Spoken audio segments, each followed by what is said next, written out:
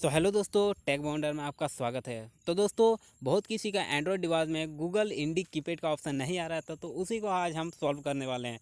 तो दोस्तों, उसके लिए सिंपली एक एप्लीकेशन को डाउनलोड करना पड़ेगा। उसका नाम है मिनी कीपैड। तो इसको डाउनलोड करके टर्न ऑन कर देना है और दोस्तों इसको सिंपली वेरीफाई कर देना और मिनी कीपैड को इनेबल कर देना है। और दोस्तों इसको सिंपली से वेरीफाई पूरा कर देना है और आपका मिनी कीपैड टाइपिंग का ऑप्शन इनेबल हो जाएगा और आप टाइप कर सकते हैं। तो दोस्तों, इस तरह का वीडियो पाने के लिए आप हमारे चैनल को सब्सक्राइब कर लीजिए और बेल आइकन को ऑल पे प्रेस कर दीजिए ताकि ऐसे ही इंटरेस्टिंग वीडियो सबसे पहले आपको मिल सके।